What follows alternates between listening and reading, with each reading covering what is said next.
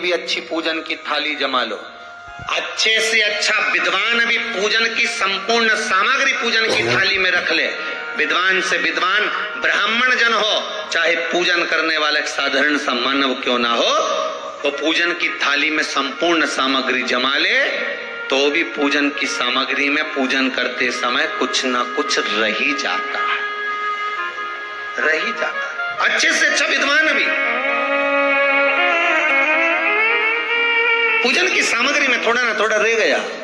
अब मन में भ्रम उत्पन्न हो गया कि ये पूजन की सामग्री में क्यों रह गया, मेरे को ये चाहिए था, ये तो रह गया, मैंने तो ये चढ़ाने के लिए लाना था, मैं तो ये भूल गई। उसका कारण क्या है? हमें लगता है कि त्रुटि हो गई, हमें लगता है कि गलती हो गई, पर शंकर भगवान से कोई पूछे, शिव के भगत से कोई पूछे कि पूजन की थाली में पहले के समय में लोग पूजन करने जाते थे तो क्या पूजन की सामग्री में साहित्य कम रह जाता था? हाँ, उसका कारण क्या था? भगवान कहते हैं कारण केवल एक है। मैं खुद पूजन की थाली में, भगवान विष्णु ने संकल्प लिया था कि 108 कमल के पुष्प भगवान शंकर को समर्पित करूंगा। पहले कथा में वर्णन किया, 108 कमल के पुष्प भगवान को दूंगा। जब आखिरी दिन महीने का पूर्ण होने जा रहा था, श्रावण के महीने का, भगवान ने एक पुष्प को निकाल लिया, उसमें पूजन की थाली में एक फूल कम कर दिया। अब आपको लगे, परिवार को लगे, कुटुंब को लगे, किसी को लगे,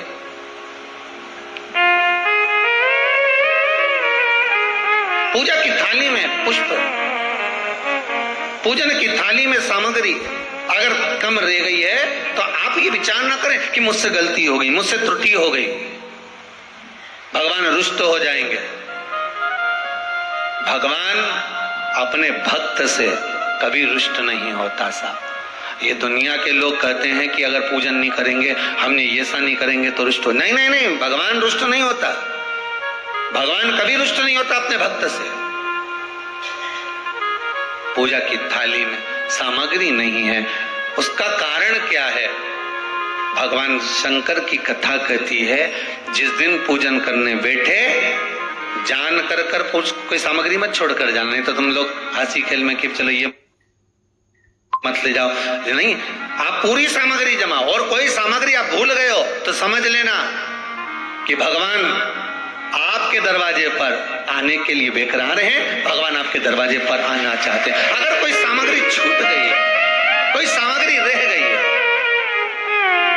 जान कर कर हमको नहीं, जैसे श्रीफल, नरियल जो हम भगवान के मंदिर में तोड़ते हैं, फोड़ते हैं, माता जी के सामने हमने नरियल फोड़ा, नरियल अच्छा निकल गया, भगवान ने स्वीकार करा ना करा। अगर नरियल अच्छा निकल गया तो आपने थोड़ी सी चिटक निकाल कर भगवान को चढ़ाई, बाकी का सब घर ले जाके चक्कू से निकाल निकाल के सब खा गए।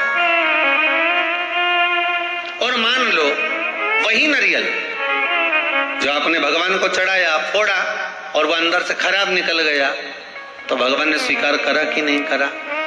शिव महापुराण की कथा कहती है, जो नरियल अंदर से बेकार निकल गया वो भगवान ने पूर्ण स्वीकार कर लिया, क्योंकि भगवान को मालूम है कि ये सड़ा हुआ नरियल तो चक्कू से निकाल के नहीं खाएगी, जब परिक्रमा लगाएगी तो मंदिर के पीछे पटक जाएगी।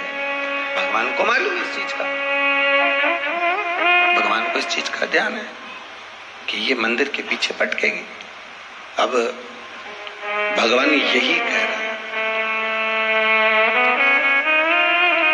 हमको लगा कि भगवान जो सड़ा नरियल है वो स्वीकार कर लिया, तो क्या आप मंदिर जाते समय दुकान पे से सड़ा नरियल लेकर जाओगे क्या? अरे बोलो तो, आप तो अच्छा बजा कर, पानी देख कर, खूब बजा बुजू के देख कर लेकर जाओ कि नरियल अच्छा होना चाहिए। आगे भगवान उसको कैसे स्वीकार कर रहा है, भगवान कैसे उसको प्राप्त कर रहा है, ये उसके ऊपर। पूजन का साहित्य रखकर, पूजन की सामग्री को संपूर्ण जमा कर लेकर आप जाइए। कोई सामग्री रह जाए तो आप मन में उसके लिए खेद उत्पन्न ना करें, आप तो ये सोचें कि भगवान उसको स्वीकार कर रहा है और भगवान का मन है आज मेरे घर आने का, आज भगवान चाहता है कि मैं अपने तेरे घर पर चलूं।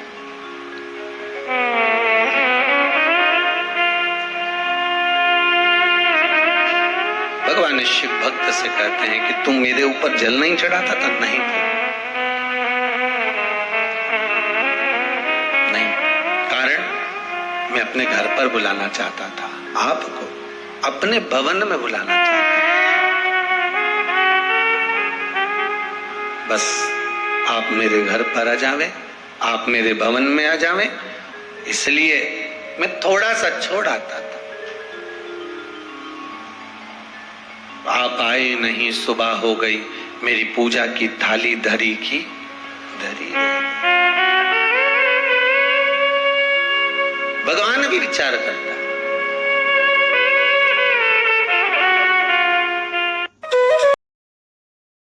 को जलाधारी मानो जहां से जल बहता, ठीक है। ये गोल भाग जलाधार, ये शिवलिंग को अपन मान लो, इसको जलाधारी मानो जहां से जल बहता, ठीक है। ये गोल भाग जलाधारी जिस पर शिवपिंडी रखी है, यहीं पर अपन गणेश जी कार्तिकेय का स्थान, बीच में अशोक सुंदरी का स्थान मान लो। अब इसको समझिए, 5 स्थान बताए। पहला स्थान भगवान शंकर के पूरे शिवलिंग का मध्य भाग, ये पूरा जो शिवलिंग है शिव जी का, शिवलिंग का मध्य भाग प्रथम।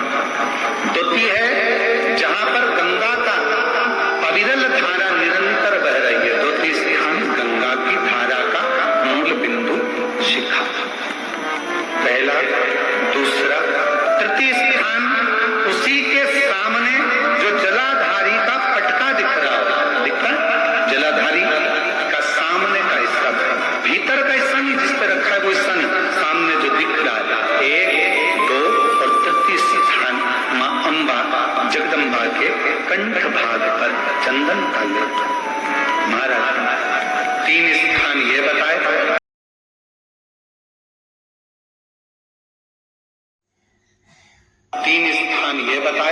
चौथा स्थान जहां से जल नीचे गिर रहा है, जल गिरने का जो स्थान छोटा सा एक भाग